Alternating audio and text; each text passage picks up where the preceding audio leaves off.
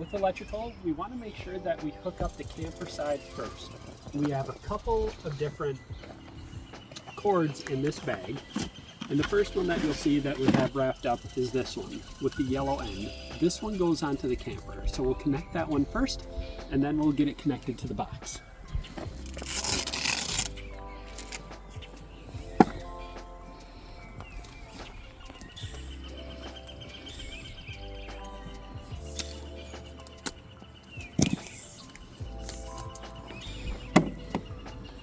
Now with this one, you'll see that there's 3 prongs. There's one with a little tab on it. That one's on the bottom, so that one will go on first. And this will actually go on a little bit sideways, and then you'll turn it to lock it in.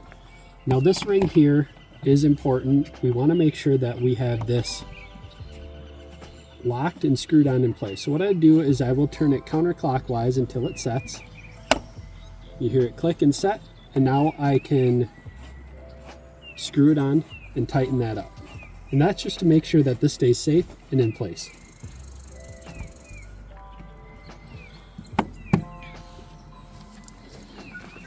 From here we can route our other cord, and I like to tuck this in and underneath, so in case anybody is walking by that they don't get snagged on it or trip on it.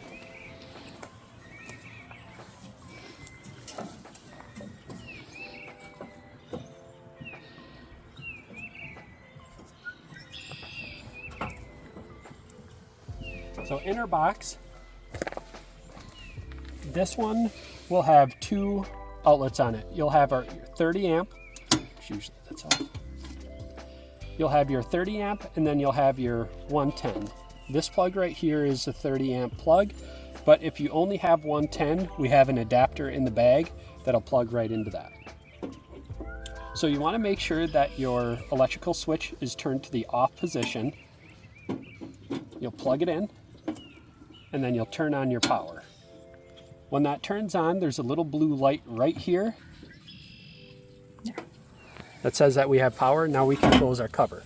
Now we're going to come over to the camper here, and there should be a little red light, which it's bright out, so we may not be able to see it. Right here, that shows that we have power on the camper. Put our cover down, and we're good to go. Now, it can be a rare thing to have your power box so near your camper, and when that happens, that is where this fella comes in handy. So this is an extension cord, and you would use this just the same. So you are going to still hook up everything to the camper as Justin showed. You would then just take this section that you plugged into your base, plug it into the extension cord, and then to this end, and then run that cord down. So if you do any research on travel trailers and electricity, you'll know that there's always a lot of talk about surge protection and power protection. This camper here, this specific unit, Tilly, we actually have a box inside a Bulldog system. I think it's Bulldog. Yeah, we have a Bulldog protection system mounted inside. So all of that is inside of this camper. And that's actually run on Bluetooth. So if you wanted to download the app, if you wanted to download the app, you'll be able to see what kind of power is coming in and be able to reset the unit in case there's a power surge or even a low power issue, which protects everything on the inside of the camper, your electronics, the refrigerator, everything that's inside of the camper, as well as your own stuff. And there is a link to that app, both inside the camper as well as in your instruction packet. Our next step is to set up our water. And this is our drinking water as well as our gray water that will go, that you'll use for showering. So that can be found, all items for this can be found in the blue bag inside of the camper.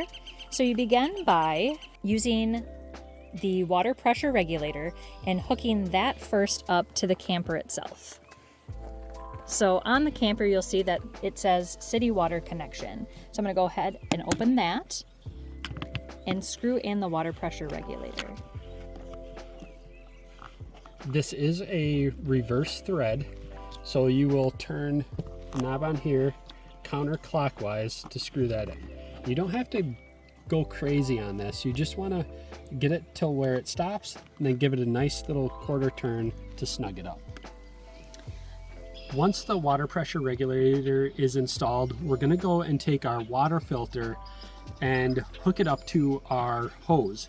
As you can see, it has an arrow, and you want that arrow pointing towards the camper because that's where it flows. If you put it the other way, you might not get water, or it's not going to filter correctly, and you could possibly ruin the filter. So I'm going to screw this onto the hose first.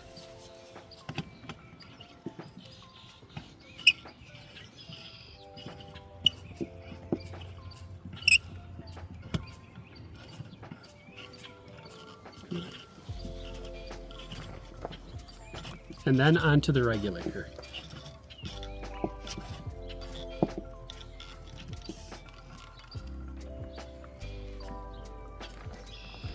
Now remember, this is a plastic connection going into the camper, so we want to be careful with it and don't want to put too much pressure on this hose.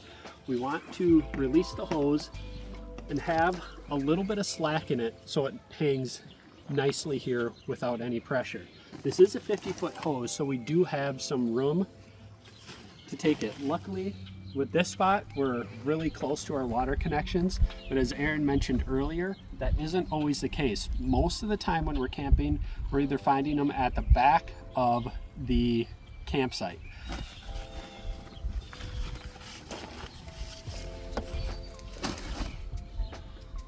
So from here, what we're going to do is we are going to connect our T on here, and this way we have access, if we need it, to water on the outside as well as to our camper.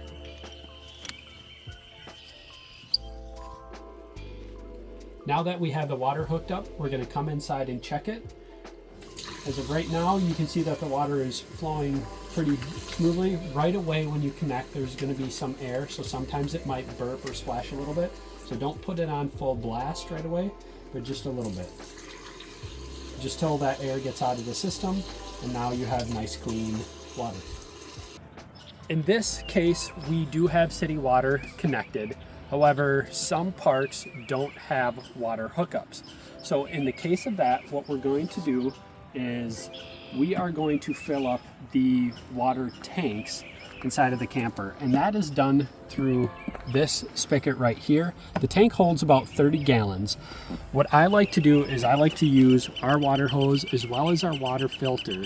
Even though the camper does have a filter in it, I still like to filter the water that's going into the tank. That way we have nice clean water to use as well as drink if we need to. So it does take a little bit of time to fill this tank up. And you'll hear it gargle and gurgle. I just fill it up and have Erin monitor the tank on the inside to make sure it's full. So when I do that, I come on over to our control panel, again, right inside the staircase. And right here is where it discusses our tanks. So I press this freshwater tank and it's telling me it's empty right now because we're not working on filling that. But about every 2 minutes or so, I come over and I press that button. And when it gets to 2/3, I watch it much closer. And when that full lights up, I go ahead and let them know to stop flow. I was a little hesitant early on to make sure it got to full because I didn't want to overflow, but it does have a pretty big radius, so it's not likely. Also going forward, your battery level is there, your black water tank, as well as your gray water tank by just pressing that button. We have a lot of nozzles here that let us know about water. Our water pump, so this first one, this is used when we are not hooked up to city water. So when we are using water off the tank, we want to make sure that's flipped. We typically only flip that when we need to use it. If I am cooking or in the kitchen frequently, it's okay to leave that running for a period of time. But just for my own sake and memory, I make sure to turn that off when I'm no longer using water. Water heater, if you have gas, so if you are not hooked up to electric, this is what you would use. In our case, we are hooked up to electric, so I would go ahead and flip that one. And that one can stay on for the duration of the time you are parked. And then this tank heater is something that only needs to be used in the late fall, early winter, when you might be concerned about your tank freezing overnight. So definitely not something we need to worry about. We're going to discuss the black water or the sewage side of the camper right now. This particular site, we don't have a hookup, but I'm going to walk through everything with you. This right here is the drain for our gray water tank, which is on this side, and this valve should be closed unless you're draining it, as well as our black water. This is our toilet water, so this valve is also closed. This is where both of the tanks empty out at once. So we're going to walk through hooking up the Stinky Slinky as well as the accessories for that. With setting up our Stinky Slinky or our sewer hose, we're going to connect this side with a cap on it to the camper itself. In a campsite where you do have sewer hookup, we are going to run this to our sewer. So we're going to use our support to support the hose and give it a nice, good, clean angle to run to our sewer. And what this does is it helps prevent any low spots, so we have nice, good, clean drainage to our sewer, so we don't have to worry about cleaning up or stuff getting stuck in the hose. You'll see here that we have a black garden hose. This we use at the end of the day to hook up on the back of the camper to flush out our black water tank. It gets anything that might be settling in the bottom, toilet paper, it cleans that out. We also have this, so when we're doing our final clean out, we will hook this on there. We will also hook up this hose to it, and this actually sprays in and gets the rest of it cleaned out. So when we have nice clean water coming through here, we know that the tank is cleaned up and we're ready to pack everything up and head on home.